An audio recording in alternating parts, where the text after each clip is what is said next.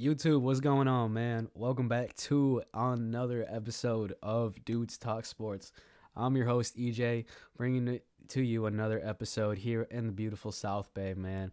I wish can y'all get a glimpse of outside, but it's a beautiful day. It's amazing weather. We got the tank out. You know what I'm saying? Obviously, I'd show the curtains, getting to bring the lateral light in, but just because of lighting and just the way my camera doesn't receive well to darken and highlights, man. All my video people, you know what I'm talking about, man. But yeah, it was quite an exciting few days. Obviously, we haven't put out a real episode out in a minute. So what we've been doing is just been having a little bit of videos here and there, really specifically just trying to keep up with all the NBA games going on, to be quite honest with you. But I'm thinking today is not going to be nothing too crazy. We're just going to kind of have two topics to talk about, but we're going to have some nice discussions out of it because they're pretty significant, if you ask me. Which, before we get into it, man, y'all know the drill, man. Make sure you keep a like, subscribe, share this video with anybody that may want to tune into these sports, bro, because we need more people. The channel's growing. Our presence is growing. Obviously, we appreciate every single one of you guys who tune into these episodes, man. It means a lot. We appreciate it. I definitely put in a lot of time into trying to make sure that each episode gets better and better, and each episode is peak content, peak cinema. And yeah, without a further ado, man, I think we should just dive into it. Which first one, I'm not gonna lie with y'all, I woke up this morning not in the best mood, man, because what I woke up to was a bunch of text, a bunch of people pinging me, just blowing my phone up, because it turns out that my Pittsburgh Steelers ended up trading away NFL youngboy, the one, the only George Pickens, to the Dallas Cowboys. And I don't know how to feel about this. I did put out a YouTube show and a TikTok, which you guys can view. I should be on the card somewhere right here. Yeah, trying to view off my little monitor screen, but let's get into sort of the compensation first. We got a 2026 third round pick, and we swapped, or we got a 2027 fifth round pick, or 2020, yeah, 2027. That's right. So yeah, we're not going to be able to use that pick until 2 years from now. And then the Cowboys, obviously, they receive George Pickens, and they receive our 2027 sixth round pick. So honestly,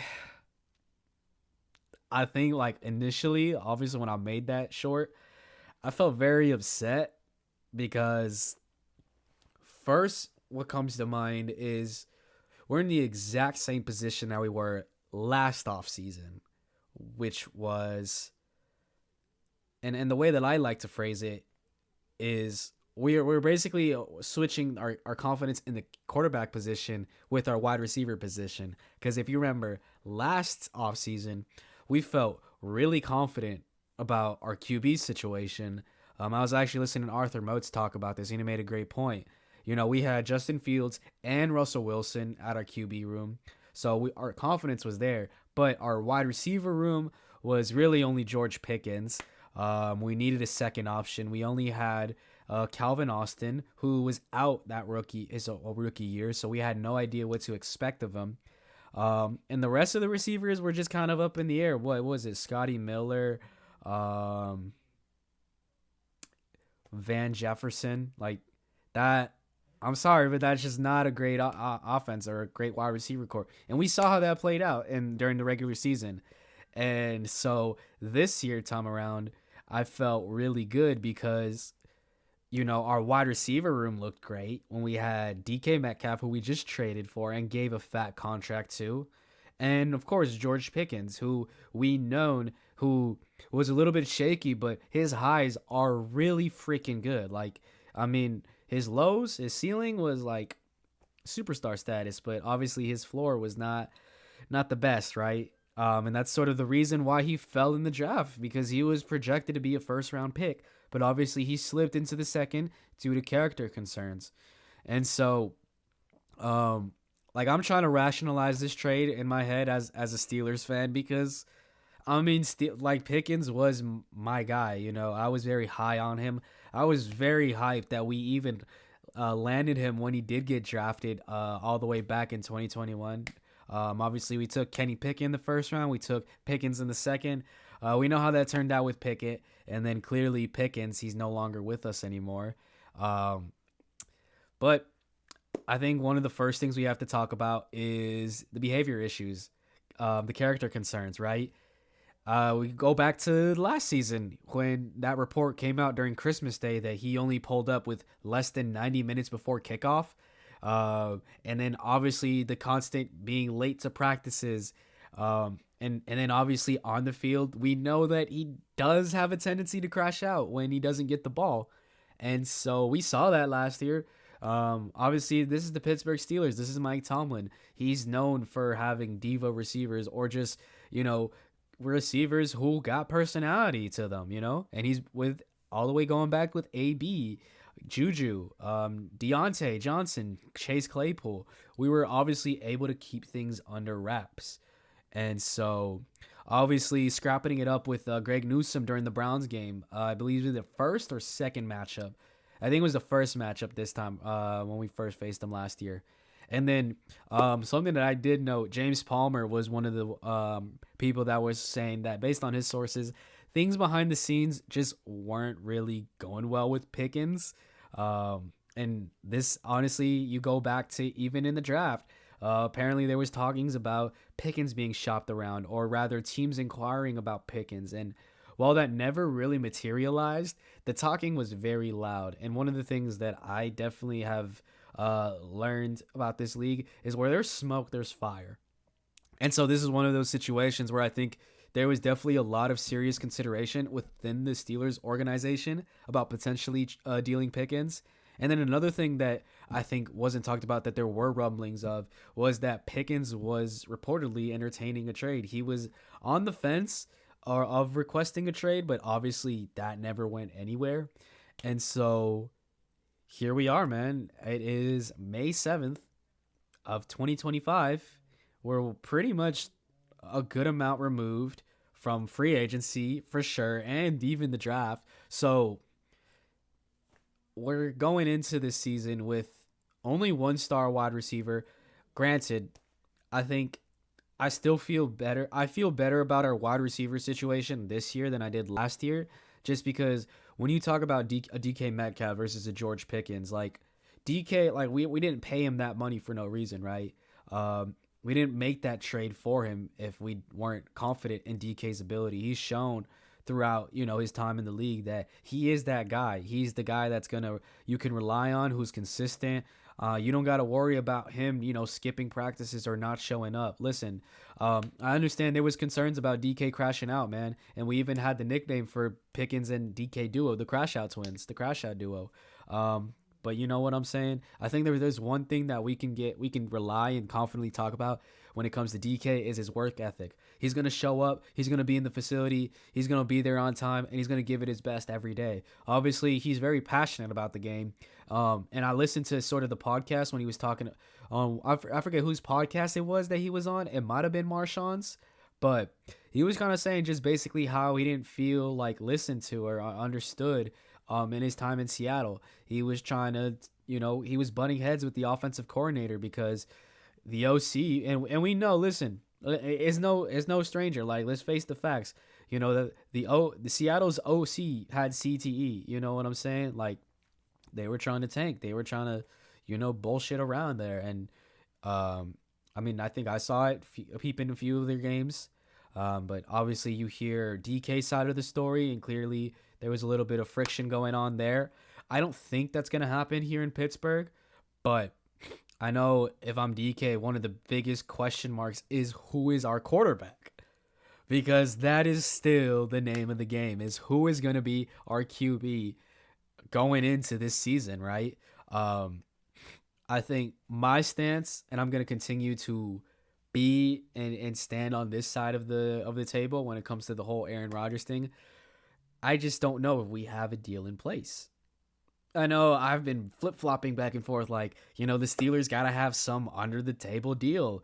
And just, I don't know if that's true, because it is now May 7th. We've got voluntary workouts going on. We're only getting closer to not OTAs, but mandatory minicamp. Who are we gonna have to throw the ball? Like, you know what I'm saying? Are we really gonna run it this year with Mason Rudolph, Skylar Thompson, and Will Howard? Like, the way I like to phrase myself is I like to be an optimist, but I like to be a realist. And the optimistic side of me is, thinking we can get the best out of Mason Rudolph and that Will Howard will end up developing into something amazing. And as optimistic and as delusional as I would love to be, thinking that is a perfect scenario or that's going to pan out to our main objective, which is to win the Super Bowl, not get bounced in the first round of the playoffs. I just don't see that happening, Because here's the thing is, if we were so high on Mason, why did we let him walk last year, when we could have kept him? That to me shows that the Steelers weren't really as confident in him this year or last year, right? And I think from seeing his time with the Tennessee, he would had his ups and downs to the point where I wouldn't necessarily say, listen, I think he's going to be our solidified guy. I'd be 100% okay with him. Obviously, his time in Pittsburgh was great. He saved Christmas. Let's not get that out of the way. We got to acknowledge that he did save Christmas that one game. Obviously last Christmas it was different. It was against Kansas City. We don't need to talk about that. I did not have a pleasurable Netflix watching experience that time. But yeah, wide receiver is a big question. We got Calvin Austin, which we did see what we can do this past year, and I do like what he has to offer on the table for sure. But it goes back to this, a little bit of a song and dance because we didn't see Roman Wilson at all during his rookie year. He was hurt, so there's obviously going to be a lot of expectations for him coming this year.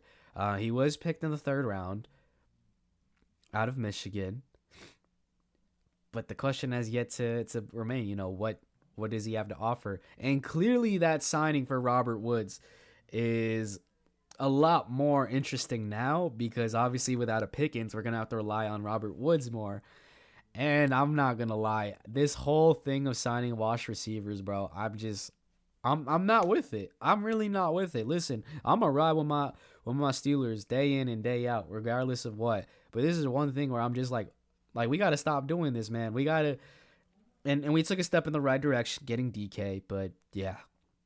I mean, we're doing it I think we do it as an organization regardless of position. On the defense, we did that, signing Pat P, signing Darius Slay. Although I do like the Darius Slay signing. Obviously with QB, trying to go all in on Rodgers. Because let's be real, that's what happened. They went all in on Rodgers, and now Rodgers got them on the chokehold.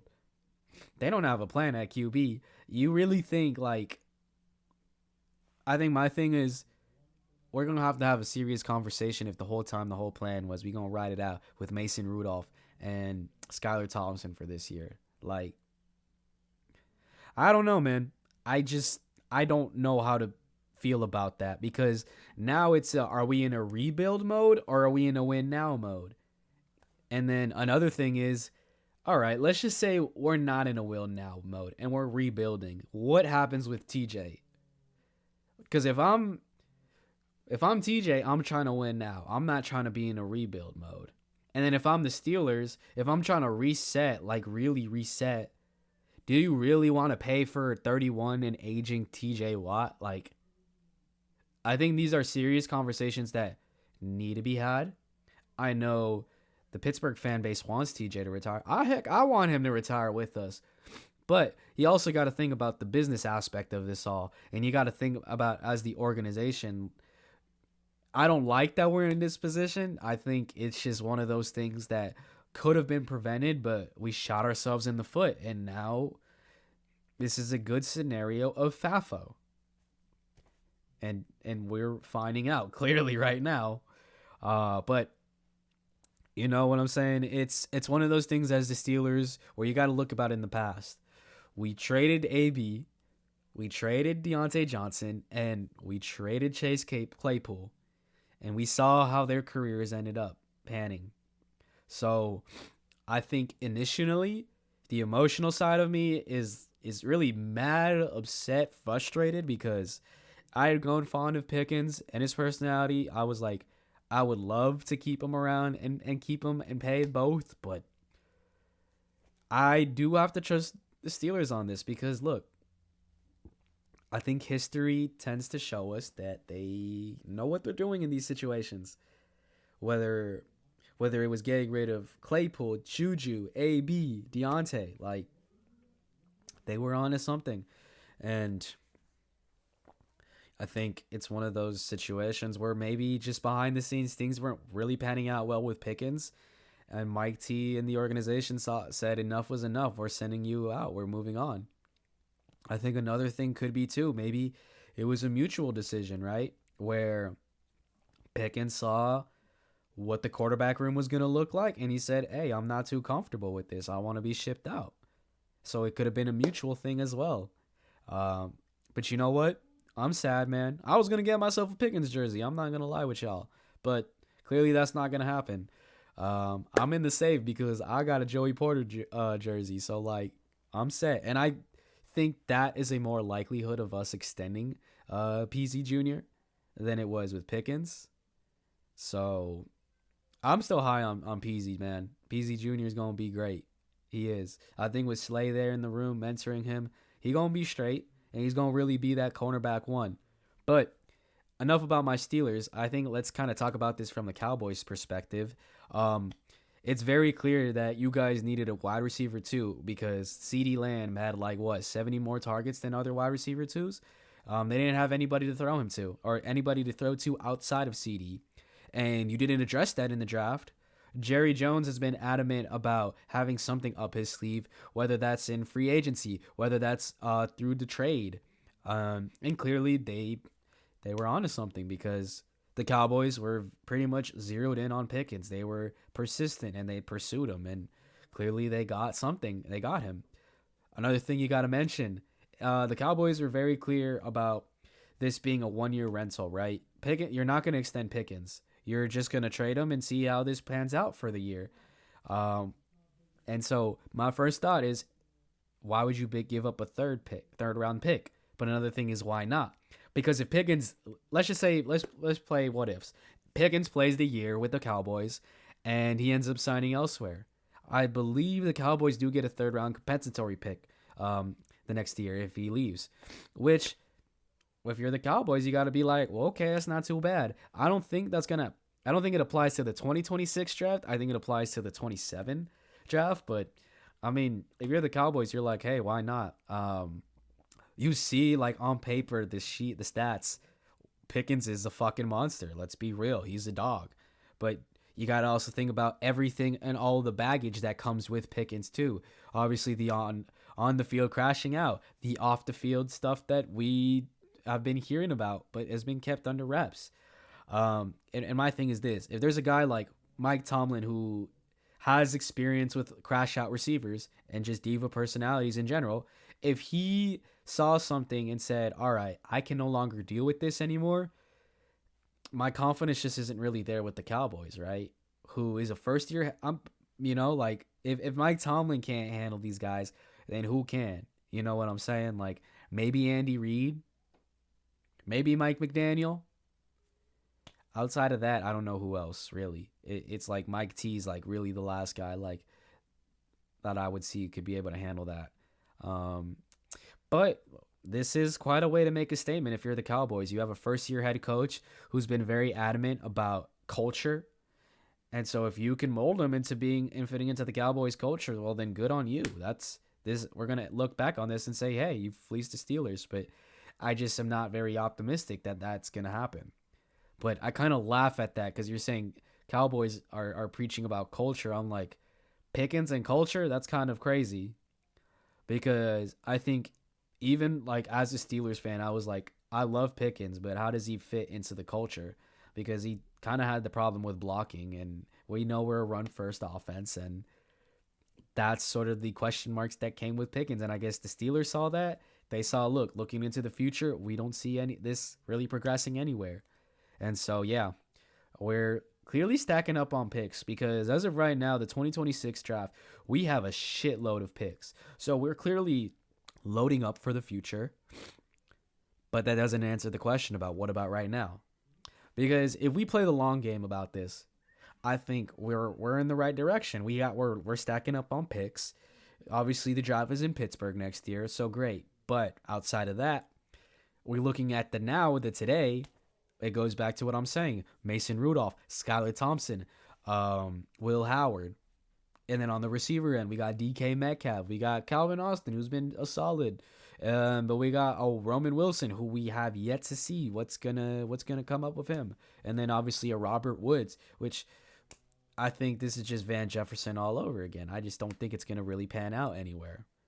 But if there's one thing I know is that my Pittsburgh Steelers have shown me time and time again, when it comes to receivers, they know what they're doing.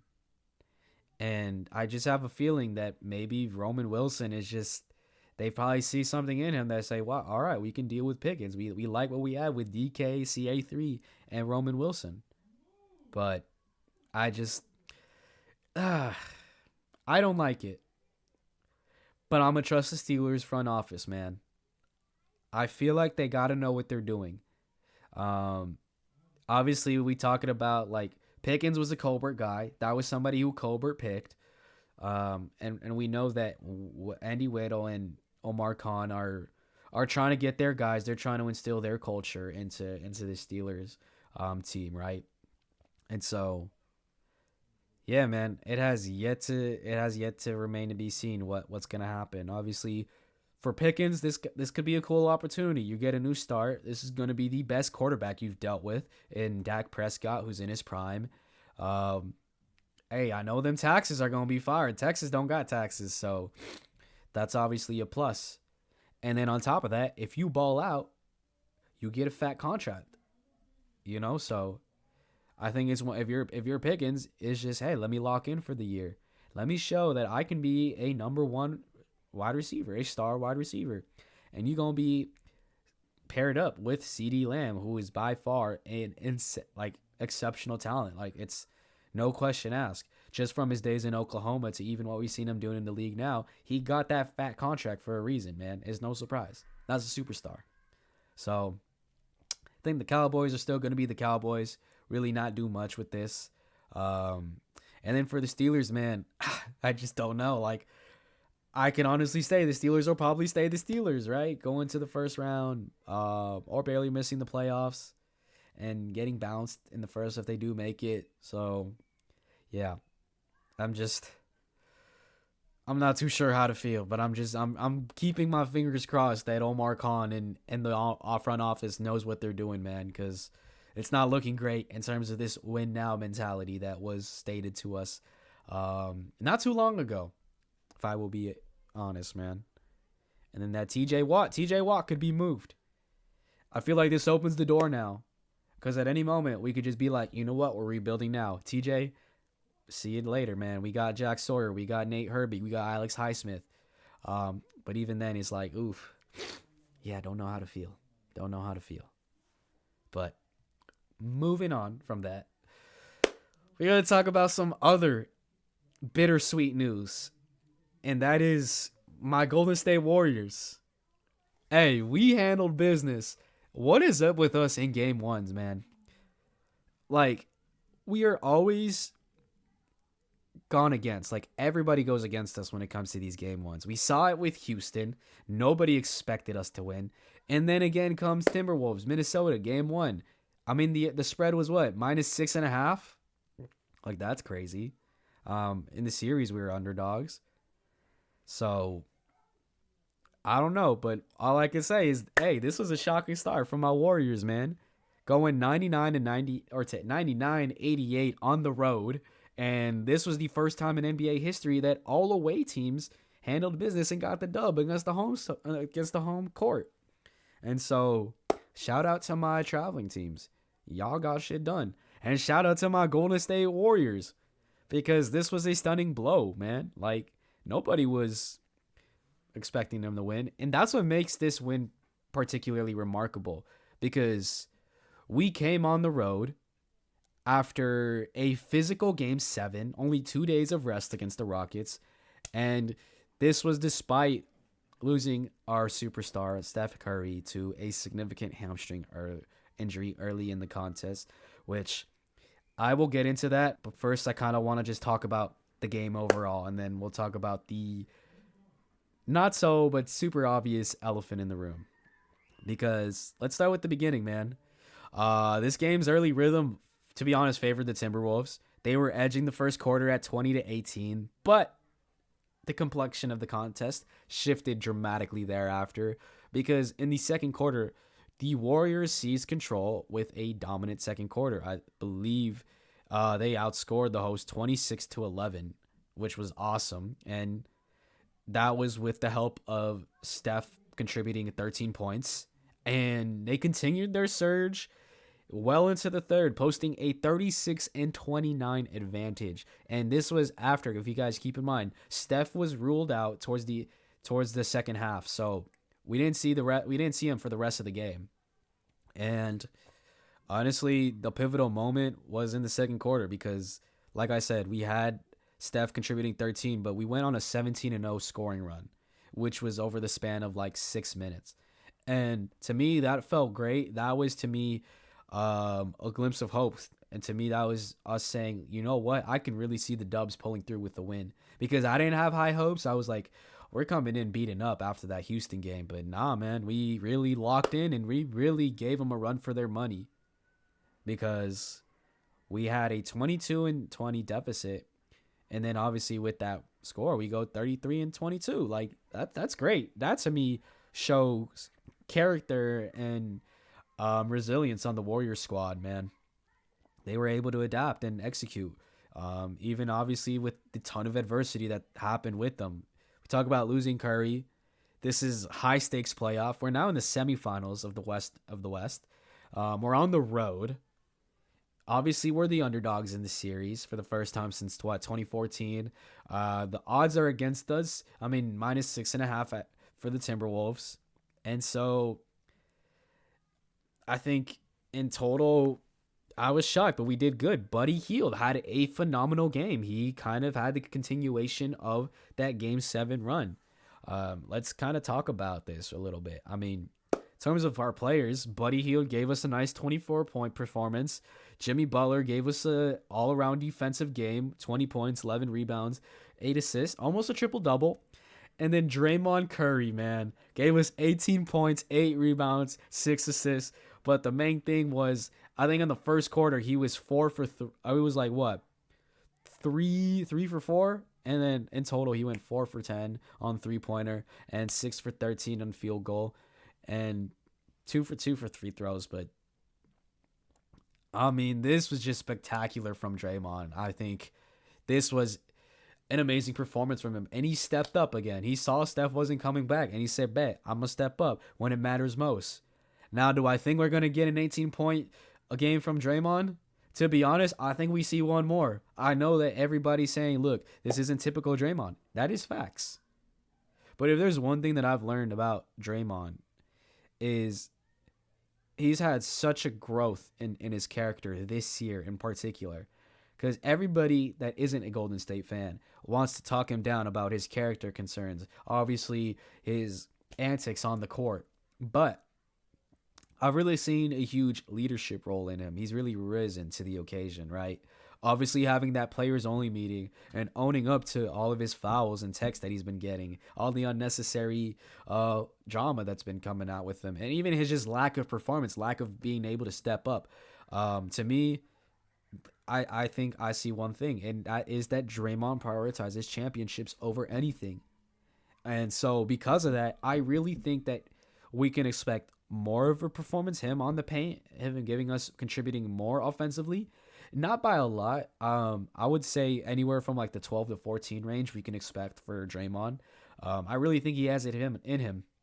And I think given all the adversity that's about to come right now with Golden State, we're going to really need it. Obviously, Steph left early in the game, but he did give us a very pivotal 13 minutes because those 13 points that really contributed and I would say really made the game here for the Golden State.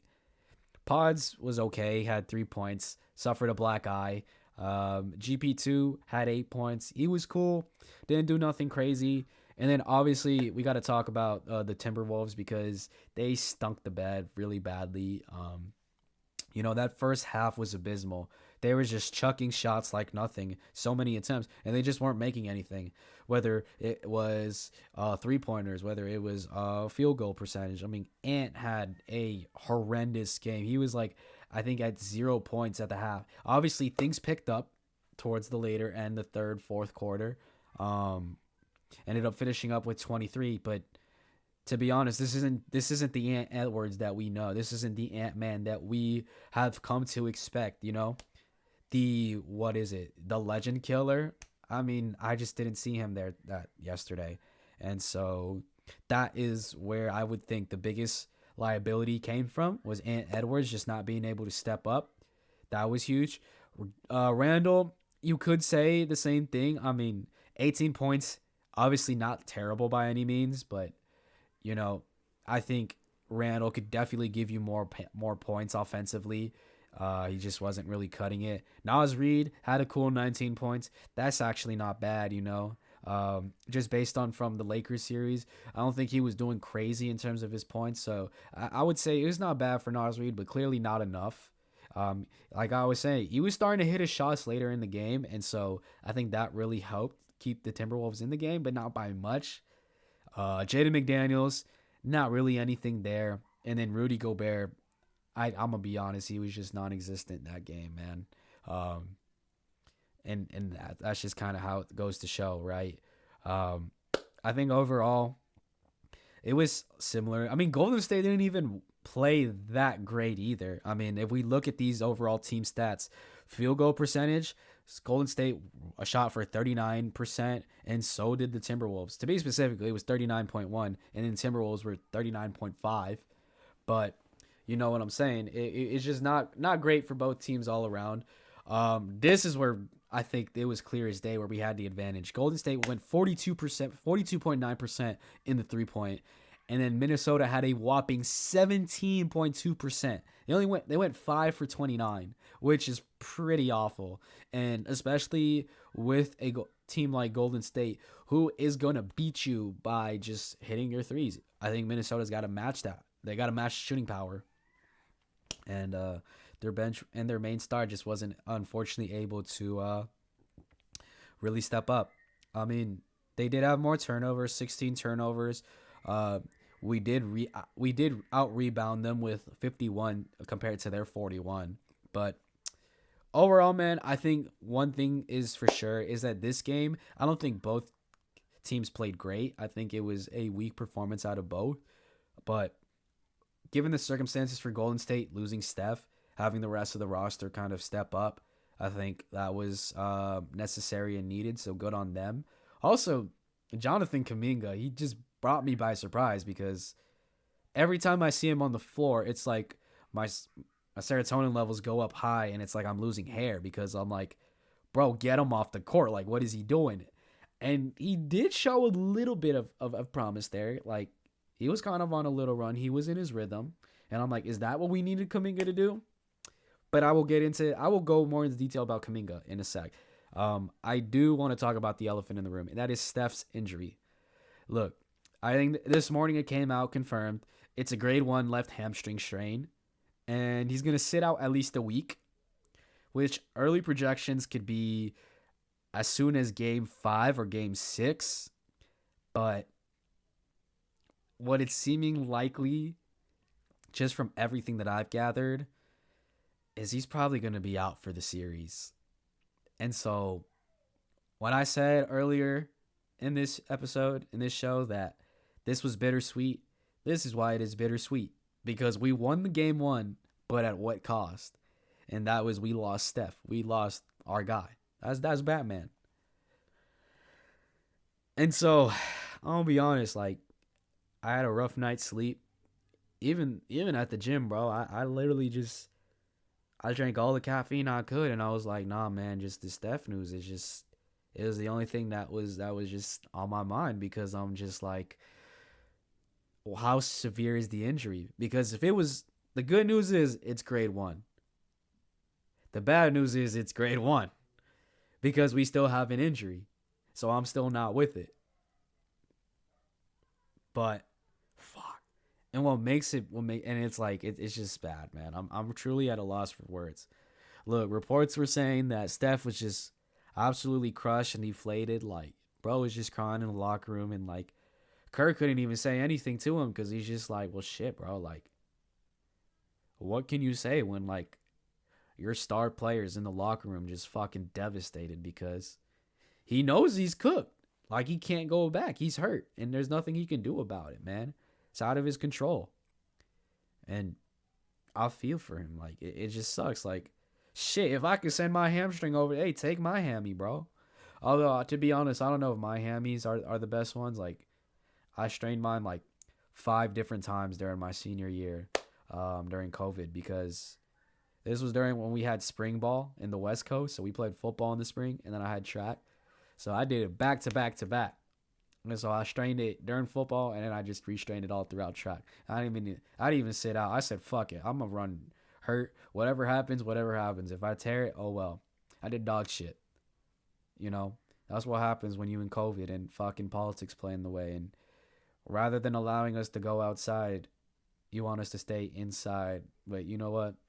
I ain't even going to get into that. I'm happy that, you know, it's 2025 and, you know, not some stupid politician isn't telling us to stay inside and allowing us to get in nature, which is what we are designed in by humans. Like, that is in our DNA. We're supposed to be outside. Like, right after I'm done recording this, I'm gonna go get some fresh air outside in the grass.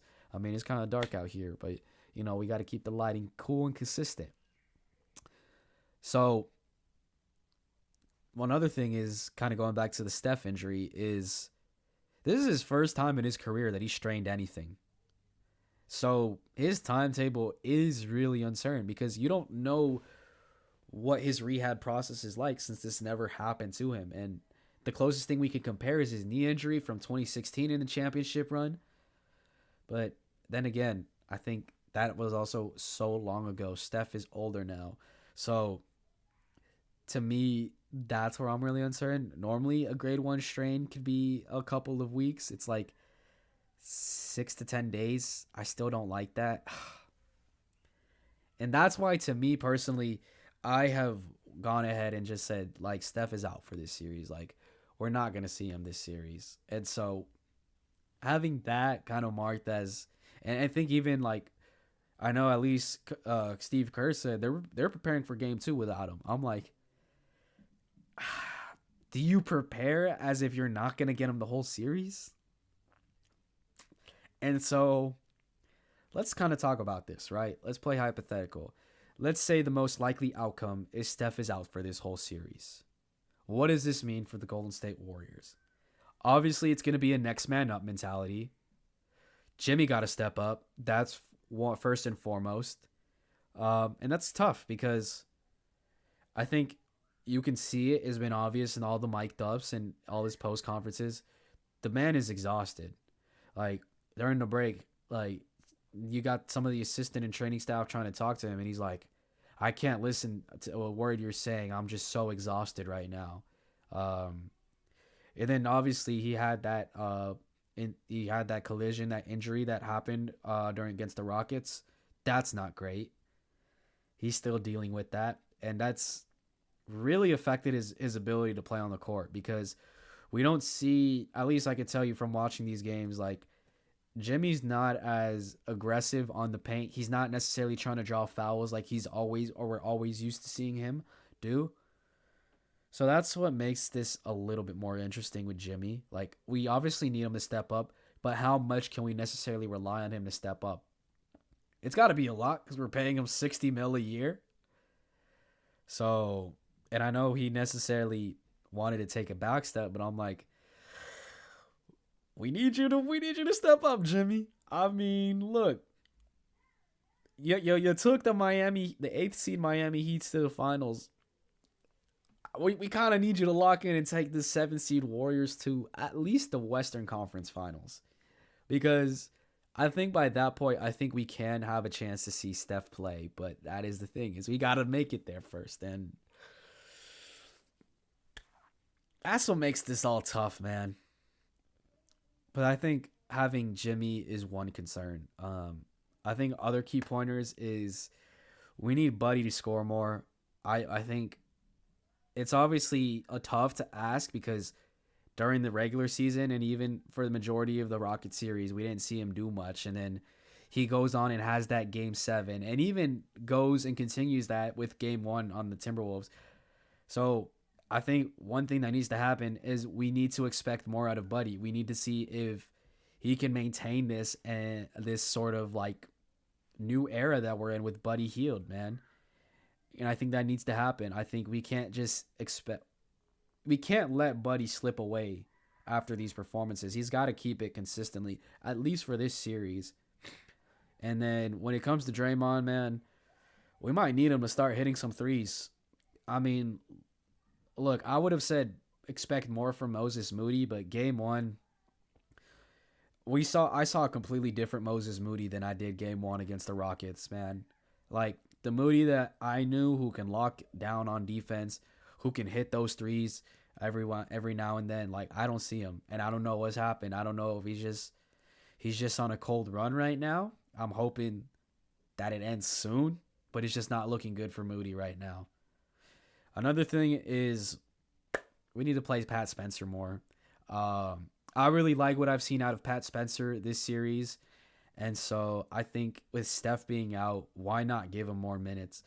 He's one of those guys that even in the Rockets series in game 3, or was it game 4 when we gave out? No, it was game 5. It was game 5 when we gave out and pretty much put the white flag in. Pat Spencer was one of the guys who was giving phenomenal effort. And he really was one of the people that got us back into the game. So I would say Pat Spencer, we need to look at playing him more. I really think he can give us a look. He can give us some really big points that we're going to be missing out from Steph. Another thing is we need Looney to play more. Listen, respect 3-time NBA champ Looney, Kevon Looney. I understand that he's been kind of doing a little bit of boneheaded plays, but I think we need him to lock in defensively and obviously for our rebounds. And this is going to go back to kind of what I was saying earlier, but I'm going to kind of go into more detail, is look out for the duo of Jimmy and Buddy. I think that this is going to be the opportunity where we really see that duo specifically shine. We saw it in game 1, a glimpse. We did kind of see it with game 7, but I think that's going to be the most obvious and evident thing that we need to see is the Jimmy and Buddy duo. Listen, I feel really good about their relationship off the court. It seems like they're in good spirits. So I feel like we need that to elevate onto the court, man. And I think we can see it happen. I really do. I think Buddy is getting hot at the right time, and so that could really give like a boost in motivation to Jimmy. You know, it's just sort of that competitive thing. Like when you see your boys doing well, you want to go good, and then knowing the relationship they have where they're always going back and forth and having bragging rights, like Jimmy's not going to let Buddy outperform him consistently just for him to talk his shit, you know?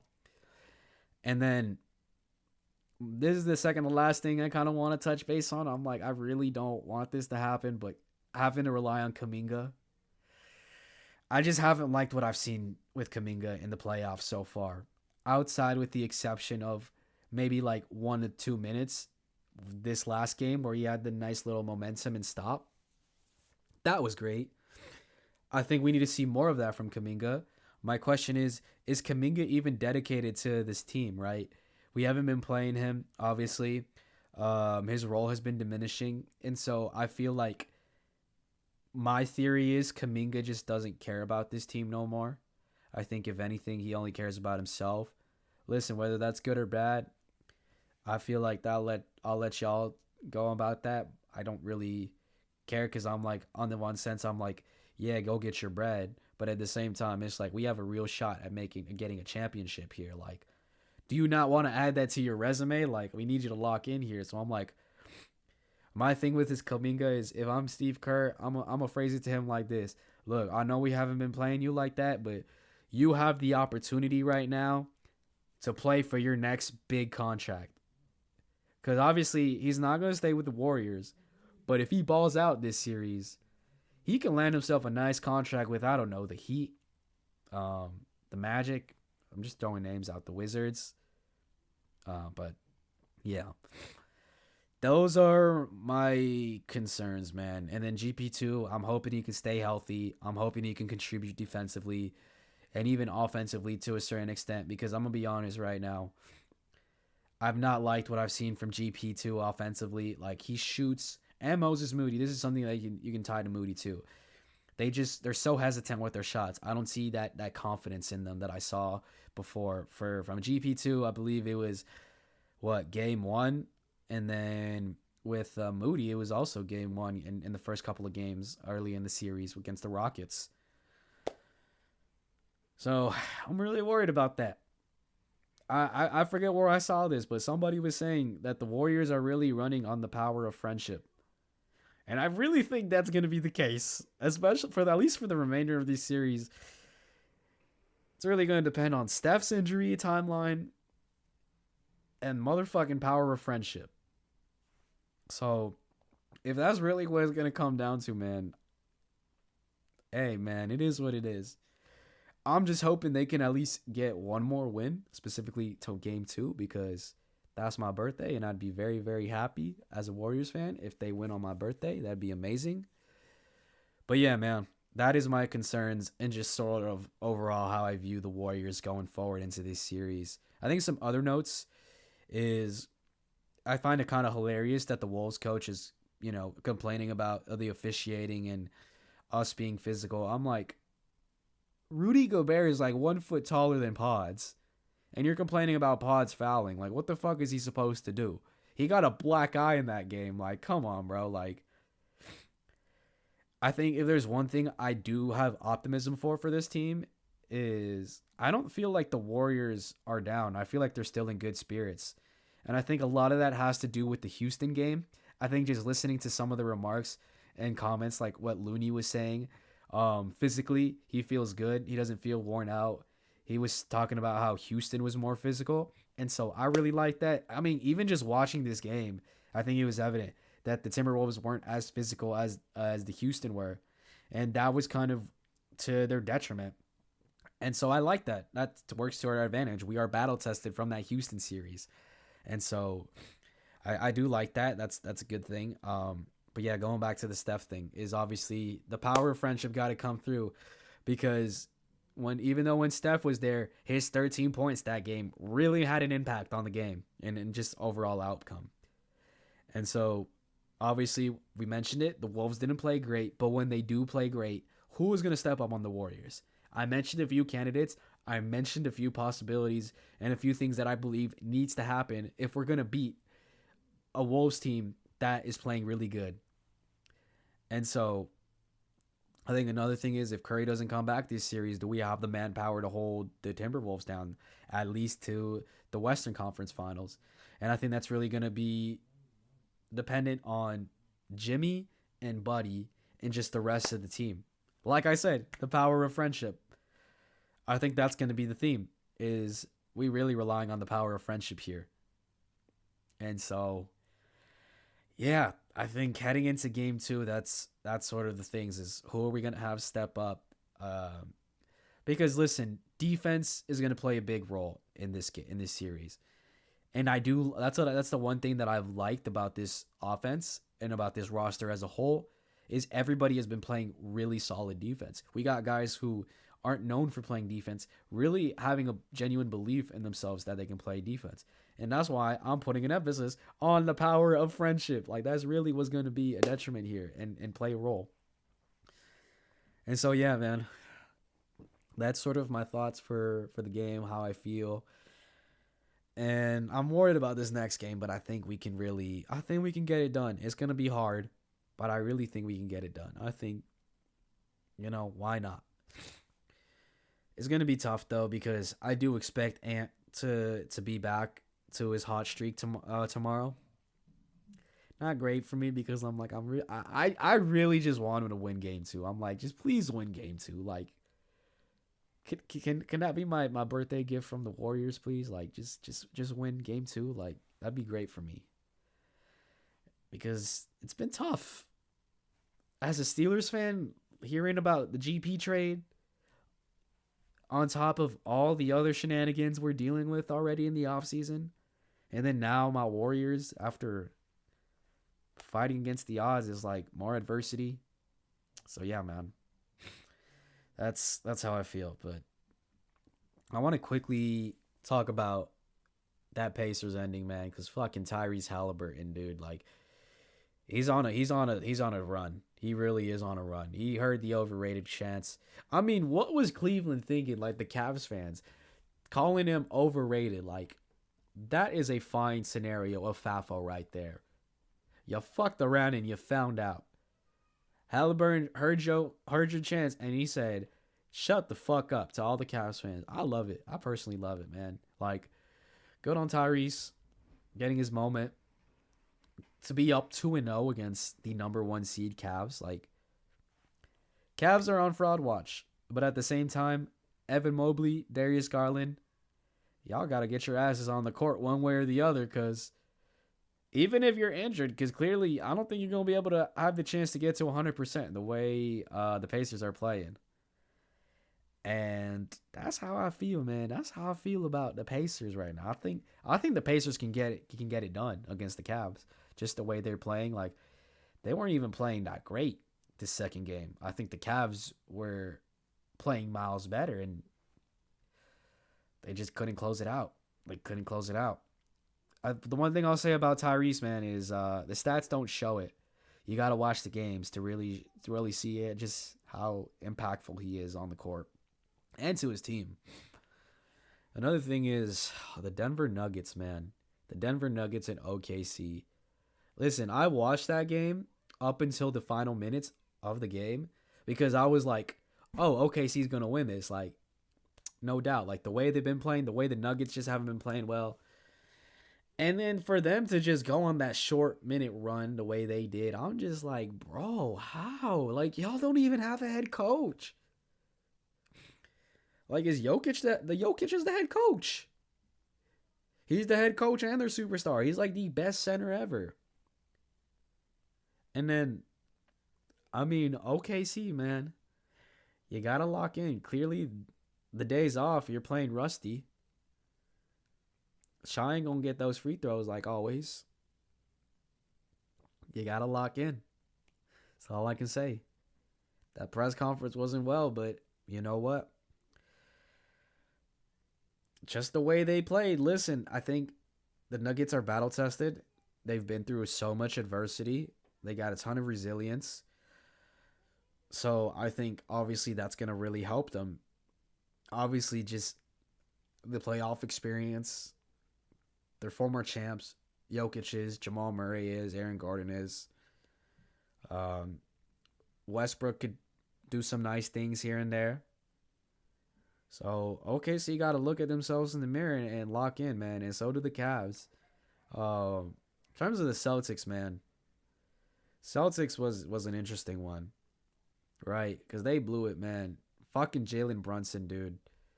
Mr. Clutch himself. Like, that's another good series that I was genuinely shocked by. And I'm actually excited to see how they do today. I got to tune into that game, actually, here as I wrap this up. Because I think it's either started or it's about to start. I don't know. One game should be going on right now. So I'm going to wrap things up by saying I still think the Celtics come out on top, but I think the Knicks put up a good fight. I think we can get to a Game 6 or Game 7 this series. Cavs, I think at most it's going to go to Game 5, Game 6, maybe. I mean, I might be pushing Game 6, but Game 5 for sure. I think the Cavs will get a win here, man. Like, they're due for a win. That's just my gut feeling.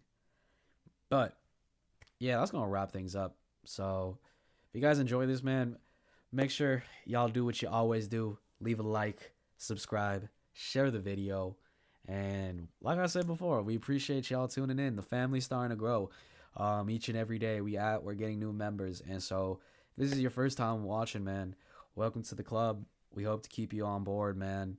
We hope you stay with us as we keep putting out a lot of this great content. But if not, man, hoping you can at least, put somebody else on in the club. Tell them about it. Tell them, hey, bro, he's completely free to join.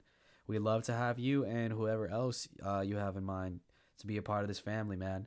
because that's what we are at the end of the day, is one big family. And so, yeah, that's enough of me talking, man. I'm here to wrap this up, and I'll see you guys on the next one. Peace.